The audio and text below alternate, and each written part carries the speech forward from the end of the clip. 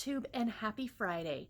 Welcome to Friday Reads. Today is the 3rd of January, and I am coming to you, of course, from my brand new book nook that I love ever so much. This makes me so happy to have like a real proper place, to sit and do these videos. After 4 years on BookTube, it's about time, right? So, anyway, I have a lot to talk about in this video. As usual, I'm going to talk about what I'm going to be reading this weekend. I'm also going to show you guys what I have been crafting on and what I will be crafting on this weekend. But before I jump into that, I want to say hello. I don't know if she's actually watching this, but to my Aunt Linda. She is not related by blood, but she has known me since before I was born. And my mom told me when we were out this weekend that she was having a nice conversation with her on the phone this week, and that she actually watches my videos. So I don't know, like she said she watches my book videos and my knitting videos. Now I haven't done knitting videos in a while, so I don't know if it's these ones that she means, but if you are watching, hi, thank you for watching. I don't know about those of you, the rest of you who might be content creators. It's a little odd to hear of people who actually know you to watch the videos. Does that make sense? I know that sounds weird, but it's true. It's like, you know, because they know you and they talk to you and stuff like that. It's anyway. So yeah, so let's jump into the book content. I actually have 5 books that I am currently reading, or will be reading this weekend. So let's talk about them. So the first one, I haven't started. 3 of these I haven't started yet, but 2 I have. This is one that I have not started yet. Let me just turn down the glare on my tablet. So the first one is, of course, the ebook that I'm going to be reading, and this is Walk Me Home by Liza Kendall. This is, Liza Kendall, and this is a Silver Lake Ranch novel.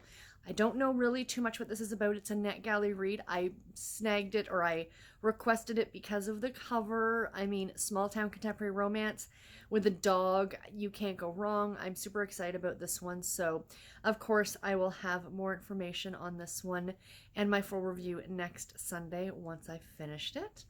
The next book is my audiobook. And yes, 5 books, but they're all kind of in different, not necessarily different formats, but different times of the day I read them. I don't know, are you guys the same? Do you like lighter stuff later on in the day?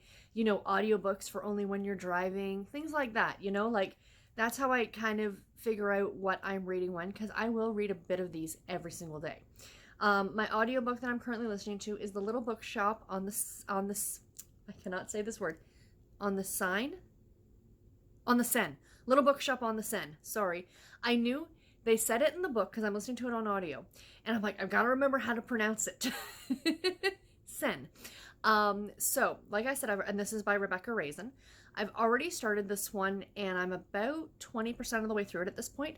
Now, this is a NetGalley read. It's not due to be released until the 7th of January, but I already have an audio copy because this is a re-release. So I don't know if it's through a different publisher. I'm pretty sure that it is through a different publisher. So, but it's already available as an audiobook. You cannot get it from Audible. You would have to order it, like you'd have to pre-order it, but it's available on Scribd with the original cover, a different cover. But the narrator and the audiobook length is the same, so I don't think they're changing the audiobook. I think they're just re-releasing it with this new cover. That's what the cover is going to look like. That's why I'm showing you this one. So I'll be honest, guys, I'm finding this one a little bit boring right now. It's getting better. It's getting a bit better because she's finally arrived in Paris. So the entire premise of this book, from what I've gathered so far, it's very much like that movie, The Holiday. Was it with Cameron Diaz and Queen Latifah? I cannot remember. I think I may have seen it, but it was quite some time ago.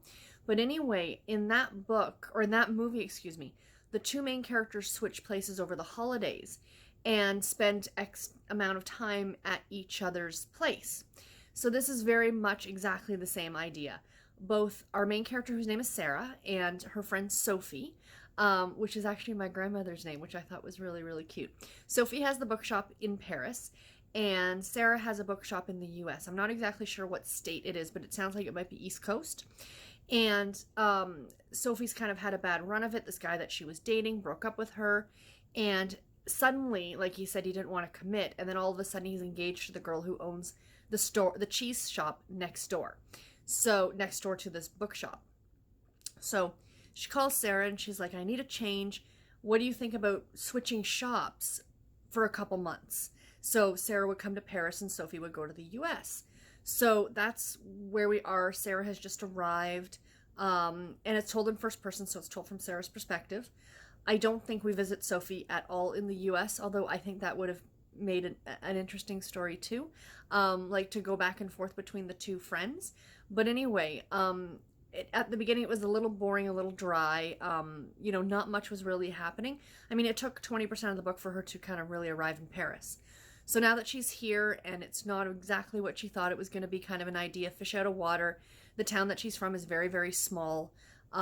So yeah, so I mean, I'm not disliking it, but I'm not loving it right now. So of course I will report back next week when I get this one done. The next one that I'm reading, of course, I am working on my Harlequin Bookshout books. I always love having at least a couple Harlequin imprints. As you can see, clearly I love them. Going at a time. So right now I am reading Tempted in the City by Joe Lee.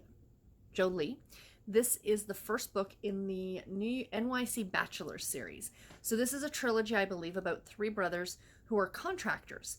And they have a very, very, very successful business in New York City. And our main character in this one, whose name is escaping me, I'm only about a chapter into this right now. He is doing the complete gutting and redoing of Kat, our main character's house. And she works as an interpreter for the UN. Isn't that awesome? I'm like, just what an awesome job that would be. If only I knew a language more than English. I don't even know French, and I'm Canadian.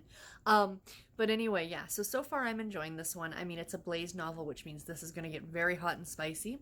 But again, I will report back. Of course, I am working on a Babysitter's Club book, you guys, or a Back to My Childhood book, as I like to call it. I haven't started this one yet. I'm finishing off the Nancy Drew that I'm currently reading. But the next one I will be starting probably tomorrow. Is Dawn and the Big Sleepover. This is book number 44 in the Babysitter's Club series. Stony Brook Elementary School, I think, hosts a big sleepover, like as a way to raise money for, I think it's a village. I can't remember. It's been many, many years since I've read this one. A village somewhere that was devastated by some sort of a natural disaster, I believe. But yeah, so I am looking forward to this one. Dawn and Stacy were my two favorite babysitters in the Babysitter's Club. And Abby, when she came later in the series, for those of you who have read that far into the series, I really adored Abby as well. But yeah, so anytime I get to a Dawn or Stacy book, it makes me extra happy. So yeah, so I'm looking forward to this one. And last but not least, I have a physical book, guys, a physical book. I did mention, I think when I did my TBR, that I only had one physical book on my TBR, like of the books I wanted to get through in the month of January. When we did all this over the weekend and I got this new shelf, and well, this isn't new, I've had this bookshelf for a while, but got it all set up and realized how many of these books sitting right here behind me are unread. I'd say close to 90%, probably more than 90%. So I decided that I'm going to pick one up and I'm going to read like a chapter a day. That's it. You know, I mean, they're nothing. They're less than 10, 15 page chapters. It's nothing. So the one I've been working my way through is really, really cute. And this is Made for Marriage by Helen Lacey. So I kind of love this too because I'm reading off my TBR, like off my backlist, off of the ridiculous amount of books I have on my want to read list on Goodreads. It's just shy of 1,400, you guys. I called myself out this morning on Instagram, on my Instagram stories, and somebody did up a template, where every month you will input, the amount of books on my want to read list, the amount of books I read that month. Like at the start of January, it was like, you know, I had 12 books. I'm just pulling a number for funsies. I had 12 books at the start of January on my want to read list. I read 2 of them, you know, in January. So that would take it down to 10, but I bought 10 more. So now we're up to 20 books. That kind of an idea. And I think it'll be good to kind of help myself keep track of how many books I have, which is why I kind of want to read through these ones, right? So, you know, if I get a couple read every month, that's great. It's a start. So, like I said, Made for Marriage by Helen Lacey. This is, excuse me, not part of a series. This is about a woman by the name of Callie and a gentleman by the name of Noah. And Noah, I thought this was kind of funny, I guess in a religious context. for those of you who are a bit more religious than I am, Noah is also a shipbuilder. I read that and I went, wait a minute. Wasn't there another Noah who was a shipbuilder? Didn't he have an ark? I thought that was kind of delightful. Anyway, she is American. She's from California. And this book, though, takes place in Australia. She moves to Australia, which is where her father was from, after she had a really devastating incident that happened to her a few months earlier. I'm not going to get into what it is. You need to kind of read the book to find that out. But she opens up an equestrian school because if you couldn't tell by the cover, horses are involved in this. She is a rider. She's an equestrian rider, and she's giving lessons. And Noah's oldest daughter, Lily, is taking lessons from her. But Lily she's having a bit of a hard time since her mother left the family. So Noah's a single dad of 4 kids, and yeah, so that's really all I want to tell you. And it's kind of the relationship between this single dad and the riding instructor. So, I mean, hey, you can't go wrong with that, right? It's really cute so far, and I'm really, really enjoying it. And like I said, a chapter or so a day, you know, maybe a couple chapters every weekend. You know, I'm slowly getting making my way through it. I'm about, how many pages am I through this? About 90 pages through it now. These read really quickly. That's the one great thing about the imprints, the Harlequin imprints. The majority of them do read through quickly. And yeah, I'm enjoying this one. So, that's all for the reading, you guys. Lots and lots of reading, all about the books. So let's show off the knitting and what I've been working on. And if you watched my New Year's Eve vlog that I did, I did mention that I had finished a pair of socks last week, and I did. So I did finish. I still have to weave in the ends. So they're off the needles, but they're not completely done yet. I have to still weave in the ends. But I finished my socks. Oh, goodness. So these are my Smashing Pumpkin socks, as I'm calling them, because they came from a sock blank. I've already taken the sock blank and wound them into little mini balls for my friends. So when I go down in October, I'm not in September going, oh my gosh, I've got to create minis for my friends. I'm kind of doing it as I go. So anyway, so I finished this pair. This is where I was last Friday when I showed you guys.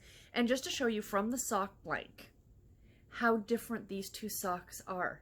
Like, look at that. But they're the same pair. Like, they're a pair of socks. And I know a lot of you would probably be like, no, couldn't wear those. They don't match. But to me, I think they're awesome. So the sock blank would have like gone like that. So you see how up here it goes really, really yellow? So that's where it would join in. Now, unfortunately, it wasn't long enough because it does go back into the darker pink. But yeah, I love them. I think they're awesome. And I think I'm going to get so many like interested looks when I'm wearing them. Like, did you know your socks don't match? I'm like, yes, they do. They are fraternal twins. They are siblings, but they don't match. And I love them. I'm so happy with them. I think they're awesome. I just did a plain vanilla sock pattern. And yeah, so that has been highly enjoyable. So I can weave in the ends on those and wear them, which will be awesome. I did start another pair of socks. It's tradition for me. I wanted those done by New Year's Eve because every New Year's Eve I cast on a new pair of socks, and this New Year's was no exception. So I'm using yarn from the same dyer. This is from Night Owl Fibers. Same girl who dyed the sock blank that I use those socks for. This is self-striping. Excuse me. But I love the way that she balls these up. I think it's just absolutely awesome. I just think it looks so, so cool. So yeah, so I now that I'm thinking about it, I don't know if me talking about my knitting got cut off, because the last clip for that vlog, I was so mad, was completely compromised and I was unable to use it. I don't know why, but anyway, so there's the sock, and it's living in this bag, which was made for me by my friend Mandy, and it's got a llama on it, and he says llama stay, and that's kind of awesome. So I was originally going to just do another plain vanilla sock because it's self-striping. But I decided to do my friend Brandy's pattern. Now, I've done this pattern a couple times, and the pattern is called Running Through. It is a very well-written, inexpensive, and easy pattern. If you are a newbie sock knitter and you just want something like a pattern to do just to try it out, I highly recommend this one. So I've only done it on variegated yarn before, which means that the yarn's kind of like the socks, like those socks I just showed you, like the pattern is a little bit all over, like the yarn doesn't have any kind of uniform, whereas like a self-striping, you know, you're going to get all these different stripes in it, right? So what I decided to do was, because on that pattern for running through, there's two different versions of it. The first one is for variegated yarn. The other one is for self-striping yarn. So with the variegated, you do a pattern for 2 rows, and then you do so many rows of just plain knit stitches, then the pattern again. So you're getting this very uniform pattern. Whereas on self-striping socks, you do the pattern at each color change. And I think, as much as I love the way it looks on variegated socks, it looks 100 times better, in my opinion, on self-striping. This pattern was made for self-striping yarn. So I've just put the first pattern in. Do you see that?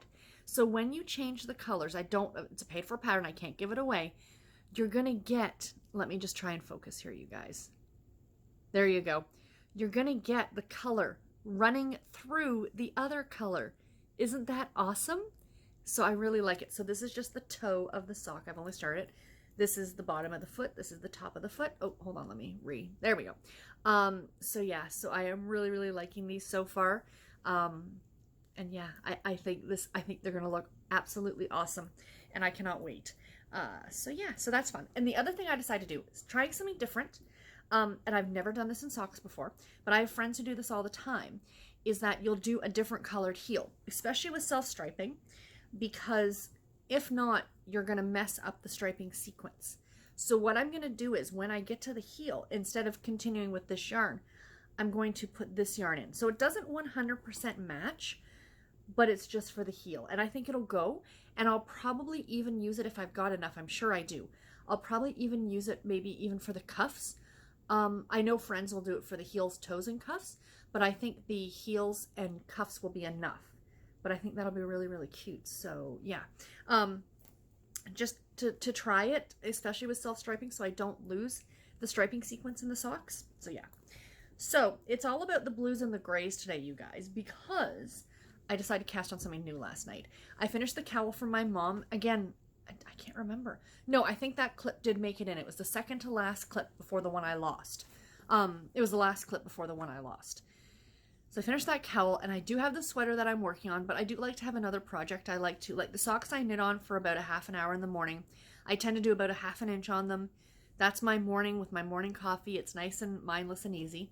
But at night while I'm sitting on the couch, I like bigger projects. So like I said, I'm working on the sweater, but I really want to cast on another shawl. I do love knitting shawls, but I couldn't find one that I really liked, because there was these 3 yarns that I wanted to use, because they just go so well together. So I was looking around in the patterns that I've already purchased, and I found this one, and I'm like, oh my gosh, how have I not knit this yet? And it's called Therapy, and it's by, who's the, Laura Aylor. So you're not going to really get to see it because it's in black and white, but there are 3 different colors that run through this shawl. But you kind of stripe them in certain parts. So I had put these together to do another Free Your Fade. The one that I just finished, the big one, the purple and blue with the multicolored yarn. But I decided I didn't want to do that one again. I wanted to do something different. So I had bought these yarns, these 2 yarns, at Rhinebeck 2 years ago. Can you guys see the sparkle off of those? Aren't these gorgeous? So they're from the same dyer, or the same company. And then I'm adding to them is this. Is that not great? So this is, this one. The multicolored one is from a company called No Makers, and it's from Amanda, and she no longer dyes yarn, and it makes me sad because her yarn was amazing. It was some of my favorites. I'm like hoarding the ones in my stash that I still have, and I'm like using them sparingly because I don't want them to go anywhere. But so this is going to go into the shawl, but it's going to be like the biggest part of the shawl, which will be great. So this will be the least amount of colors, this sparkly gray, and then this one, and then the darker color. So yeah, so I think this is going to be awesome. It's a very cool pattern. I started it last night, so I'll show you guys how far I am in it. I've got all this yarn all over the place, of course, but here it is so far. So it's going to be another kind of like, you know, but you do what's called a picot bind off every so many rows. It's a paid for pattern, so I can't give it away. But you see, it looks almost like teeth. That's a picot bind off, and I love it. I love the way it looks. I've done it on so many different shawls of mine, and yeah, so that kind of goes too with the pattern, but of course it's getting bigger as you go. So I might do a little bit more knitting on this one tonight. I'm really enjoying it. So that is all my knitting. I'm not going to show you the sweater because I haven't gotten any further in the sweater. But yeah, so that's it. That's reading and knitting, you guys. You know, as usual, I think I said in one of my goals for 2020 that I wanted to make these videos shorter. I thought about that afterward. I'm like, you know what? It is what it is. You know, I should have mentioned this at the beginning, but it's timestamped below. If you guys don't want to watch the knitting, you can always turn it off. If you're only here for the knitting, you can just jump ahead, you know? So it is what it is. But yeah, so that's about it. I have no major plans this weekend. Gonna kind of relax around the apartment. After being back at work for 2 whole days, I need a break. Today, really, legitimately, guys, today was brutal. It was so stressful. I came into 200 emails. Some of my customers were actually sending me emails on Christmas Day. I'm not kidding. You know, later in the day, like around 4 o'clock, I'm thinking, shouldn't you be going home having dinner? Maybe they already had dinner. I don't know. But yeah, so I got through everything, and, you know, it was still a little quiet today compared to what it normally is. So it was kind of a nice ease back in, and I got to get through a lot of emails that, you know, I had gotten over at the time I was off. And so, like I said, relaxing this weekend. Next week, I have to go down to the hospital on Tuesday for my pre-op appointment to see the anesthesiologist, and I think I have to have blood work and an ECG and a couple other tests done. They said I'll be there for like 2 to 3 hours. And then I am in the hospital next Friday for my surgery. But I will talk to you guys again before that. I'll do another Friday reads on Thursday night. I am nervous about the surgery. I'll be honest. The procedure. I shouldn't keep calling it a surgery. It's a procedure.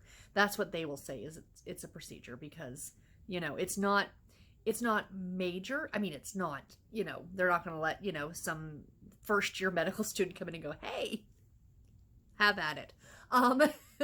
You know, I mean, there's a great skill set by the doctor involved in doing this. It's an ablation, for those of you who might be interested. Feel free to Google search it. A cardiac ablation is what I'm having done. But I am nervous. This is the 3rd time I've had it done. First 2 times I did not have very good experiences with it at all. I won't get into it, but it was unpleasant. The first one, it was during the procedure that it was unpleasant, because you are actually awake for it.